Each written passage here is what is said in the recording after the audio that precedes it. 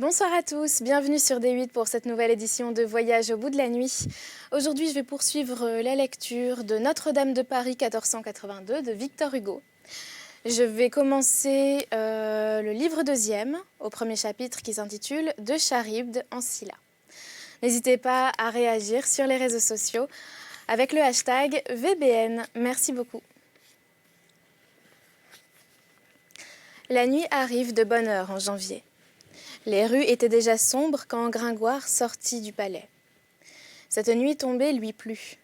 Il lui tardait d'aborder quelques ruelles obscures et désertes pour y méditer à son aise et pour que le philosophe posât le premier appareil sur la blessure du poète.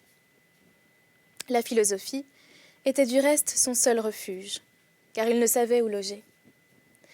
Après l'éclatant avortement de son coup d'essai théâtral, il n'osait rentrer dans le logis qu'il occupait, rue Grenier-sur-Eau, vis-à-vis le porte-au-foin.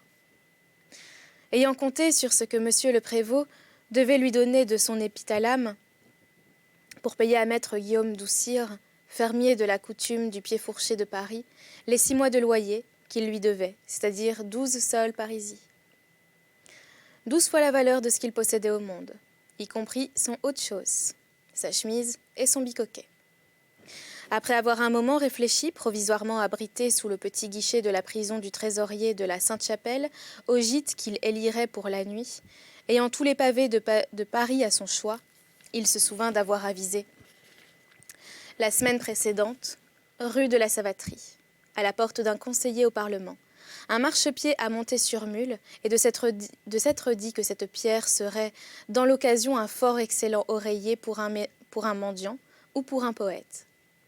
Il remercia la Providence de lui avoir envoyé cette bonne idée, mais comme il se préparait à traverser la place du Palais pour gagner le tortueux labyrinthe de la cité, où serpentent toutes ces vieilles sœurs, les rues de la Barillerie, de la vieille draperie, de la savaterie, de la juiverie, etc., encore debout aujourd'hui avec leur maison à 9 étages, il vit la procession du pape des fous qui sortait aussi du palais et se ruait au travers de la cour avec grands cris, grande clarté de torches et sa musique.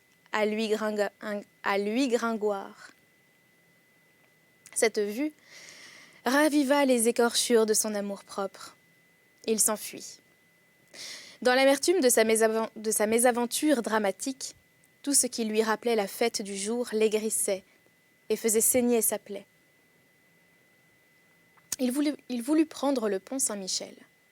Des enfants y couraient, çà et là, avec des lances à feu et des fusées. « Peste soit des chandelles d'artifice », dit Gringoire, et il se rabattit sur le pont au change.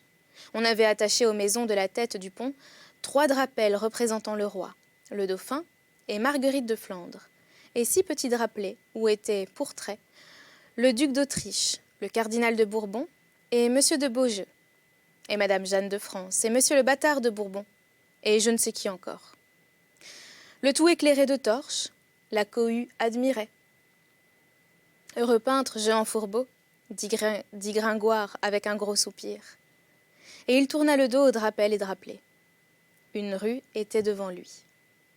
Il la trouva si noire et si abandonnée qu'il espéra y échapper à tous les retentissements, comme à tous les rayonnements de la fête. Il s'y enfonça.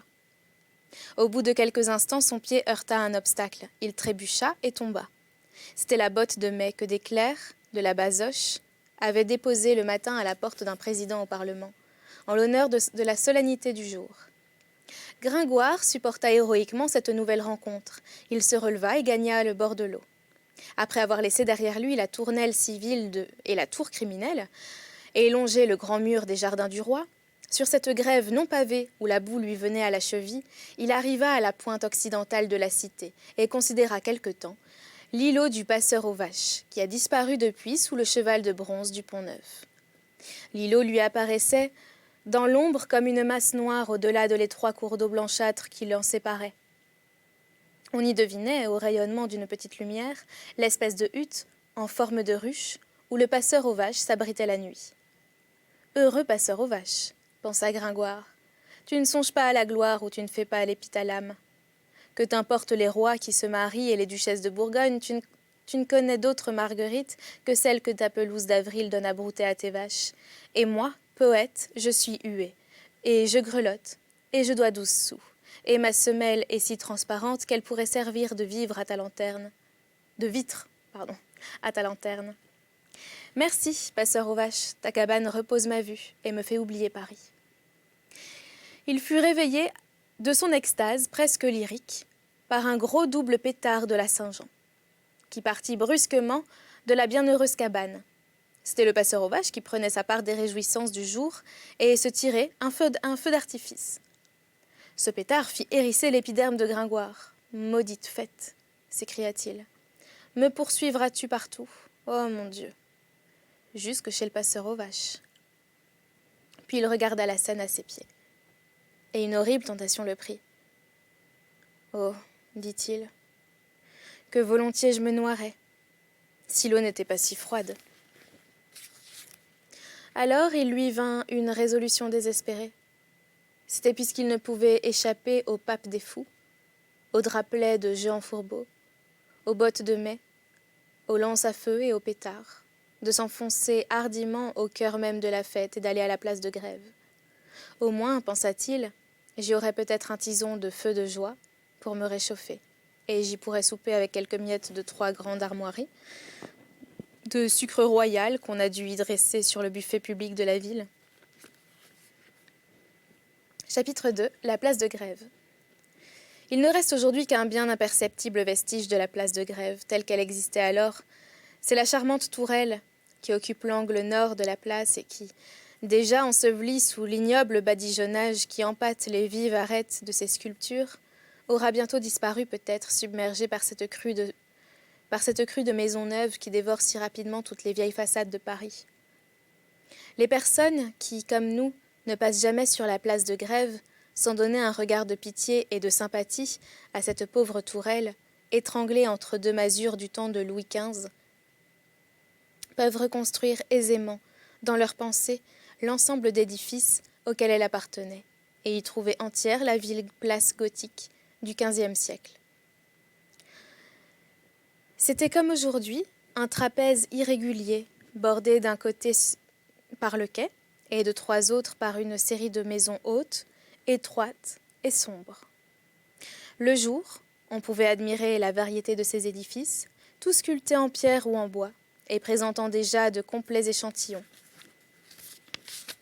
des diverses architectures domestiques du Moyen-Âge, en remontant du XVe au XIe siècle, depuis la croisée qui commençait à détrôner l'ogive jusqu'au plein cintre roman, qui avait été supplanté par l'ogive et qui occupait encore, au-dessous d'elle, le premier étage de cette ancienne maison de la Tour Roland, angle de la place sur la Seine, du côté de la rue de la Tannerie. La nuit, on ne distinguait de cette masse d'édifices que la dentelure noire des toits déroulant autour de la place leur chaîne d'angles aigus.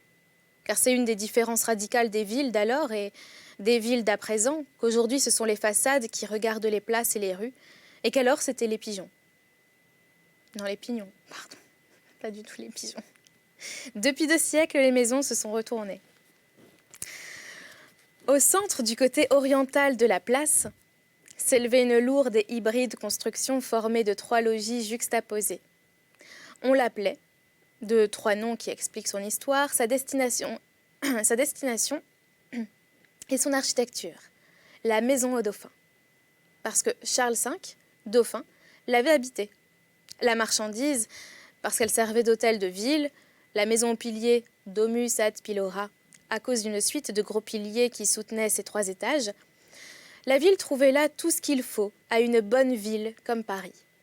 Une chapelle, pour prier Dieu, un plaidoyer pour tenir audience et rembarrer, au besoin, les gens du roi, et dans les combles, un arsenac plein d'artillerie.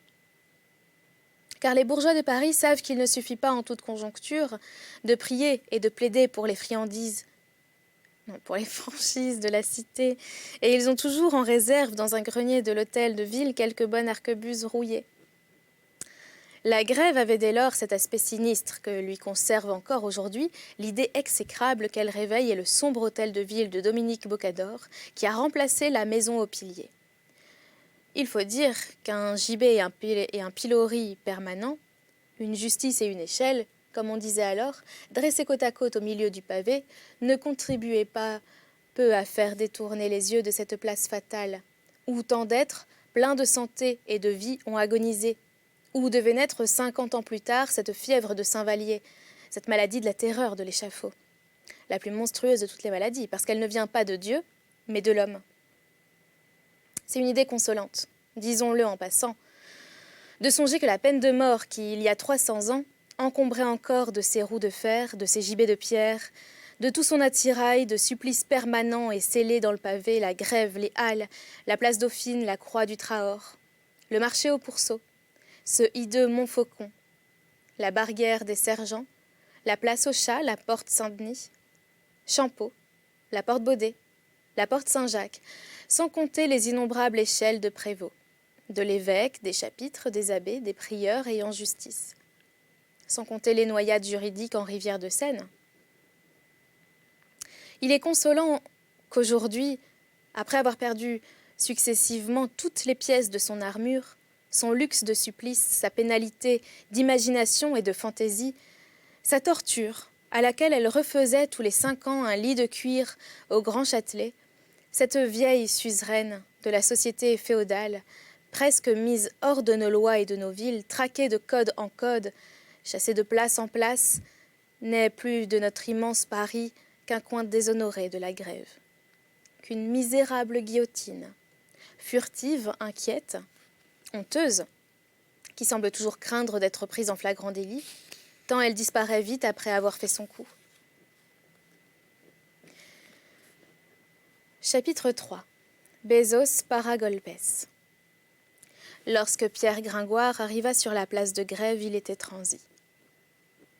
Il avait pris par le pont au Meunier pour éviter la cohue du pont au Change et les drapelets de Jehan Fourbeau. Mais les roues de tous les moulins et de l'évêque l'avaient éclaboussé au passage et sa souquenille était trempée.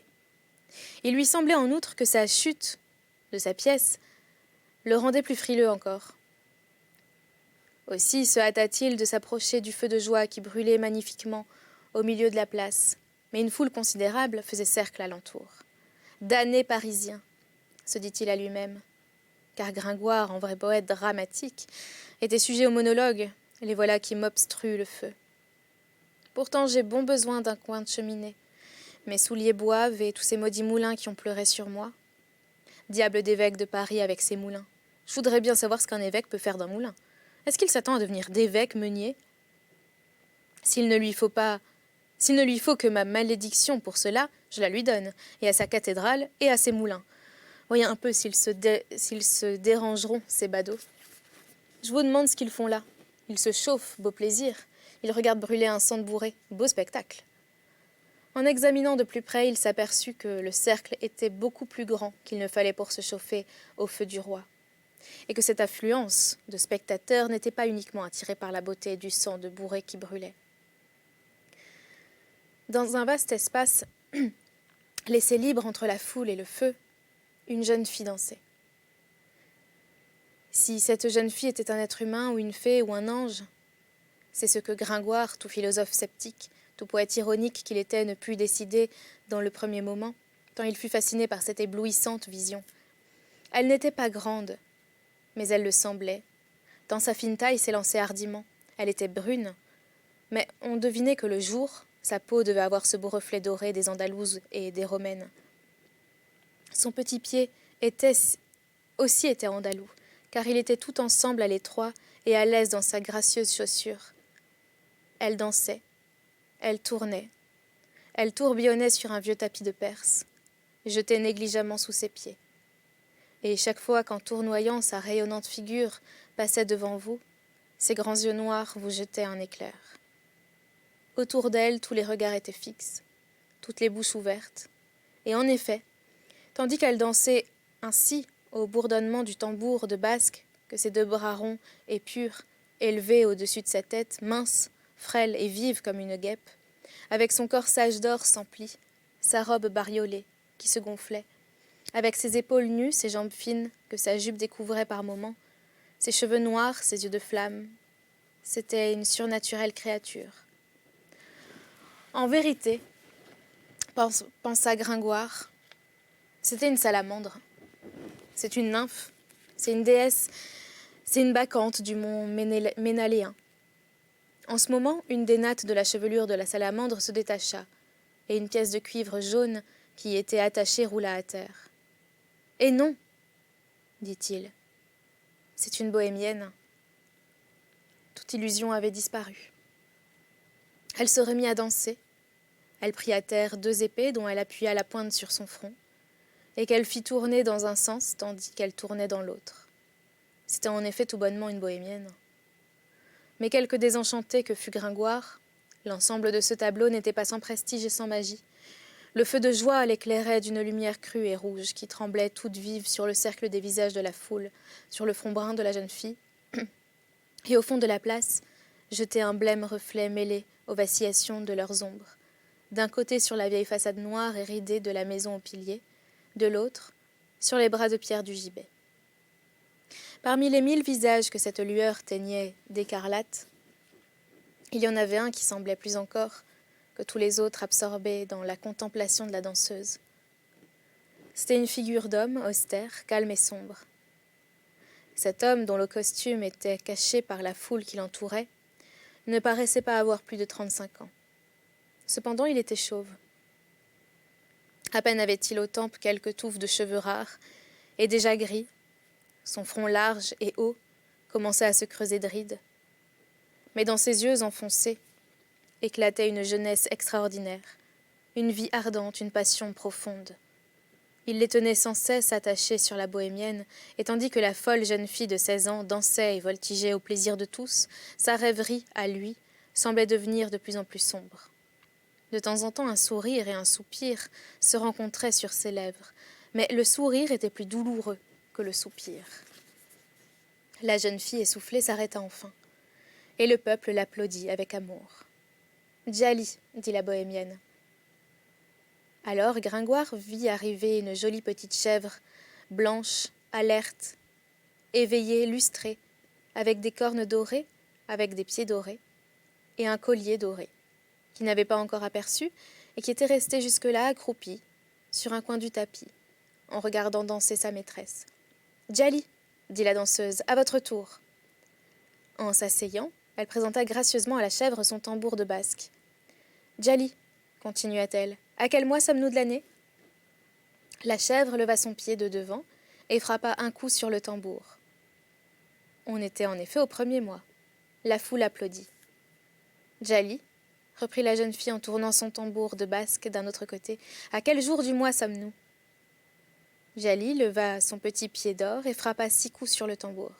« Djali » poursuivit l'égyptienne, toujours avec un nouveau manège du tambour, « à quelle heure du jour sommes-nous » Djali frappa 7 coups. Au même moment, l'horloge de la maison aux piliers sonna 7 heures. Le peuple était émerveillé. « Il y a de la sorcellerie là-dessous » dit une voix sinistre dans la foule. C'était celle de l'homme chauve qui ne quittait pas la bohémienne des yeux. Elle tressaillit et se détourna. Mais les applaudissements éclatèrent et couvrirent la morose exclamation. Ils l'effacèrent même si complètement dans son esprit qu'elle continua d'interpeller la chèvre. « Djali, comment fait maître Guichard Grand Rémy, capitaine des pistolets de la ville, à la procession de la Chandeleur ?» Djali se dressa sur ses pattes de derrière et se mit à bêler, en marchant avec une si gentille gravité que le cercle entier de spectateurs éclata de rire à cette parodie de la dévotion intéressée du capitaine des pistolets. « Djali, » reprit la jeune fille enhardie par le succès croissant, « comment prêche maître Jacques Charmolue, procureur du roi en cour d'église ?» La chèvre prit séance sur son derrière et se mit à bêler, en agitant ses pattes de devant d'une si étrange façon que, hormis le mauvais français et le mauvais latin, gestes, accents, attitudes, tout Jacques Charmolue y était. Et la foule d'applaudir de plus belle. « Sacrilège, profanation !» reprit la voix de l'homme chauve. La bohémienne se retourna encore une fois. « Ah !» dit-elle, « c'est ce vilain homme !» Puis allongeant sa lèvre inférieure au-delà de la lèvre supérieure, elle fit une petite moue qui paraissait lui être familière, pirouetta sur le talon et se mit à recueillir dans un tambour de basque les dons de la multitude. Les grands blancs, les petits blancs, les targes, les liards à l'aigle pleuvaient. Tout à coup, elle passa devant Gringoire. Gringoire mit si étourdiment la main à sa poche qu'elle s'arrêta. « Diable !» dit le poète en trouvant au fond de sa poche la réalité, c'est-à-dire le vide. Cependant, la jolie fille était là, le regardant avec ses grands yeux, lui tendant son tambour et attendant. Gringoire suait à grosses gouttes. S'il avait eu le Pérou dans sa poche, certainement il l'eût donné à la danseuse.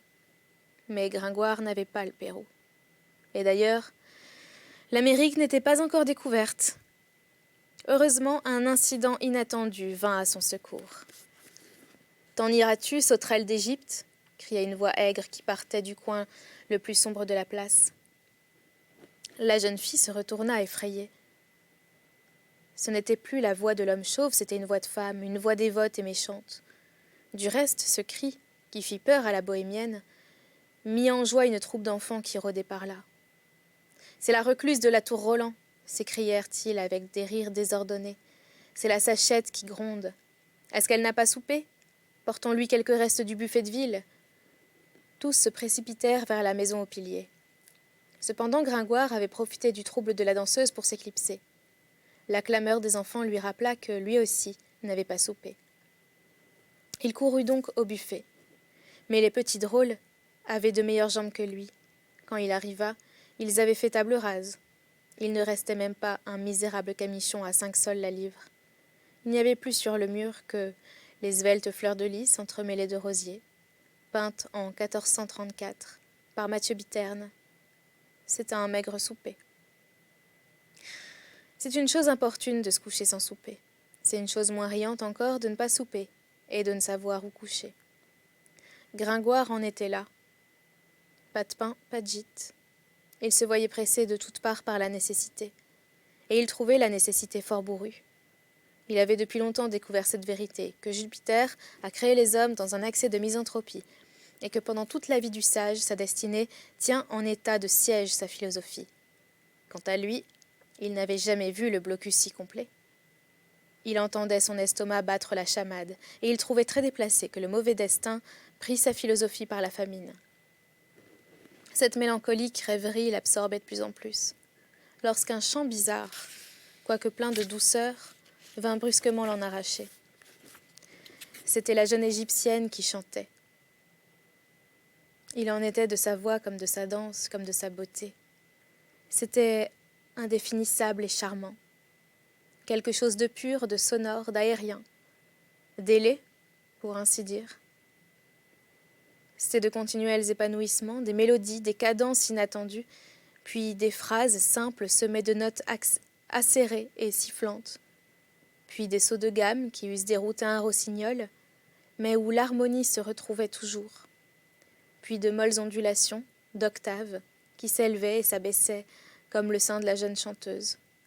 Son beau visage suivait avec une mobilité singulière tous les caprices de sa chanson, depuis l'inspiration la plus échevelée jusqu'à la plus chaste dignité. On eût dit tantôt une folle, tantôt une reine. Les paroles qu'elle chantait étaient d'une langue inconnue à Gringoire, et qui paraissait lui être inconnue à elle-même, tant l'expression qu'elle donnait au chant se rapportait peu au sens des paroles. Ainsi, ces 4 vers dans sa bouche étaient d'une gaieté folle. Un coffret de grande riqueza, a la ronde dentro, un pilar, dentro d'elle, nuevas banderas con figuras de espantar.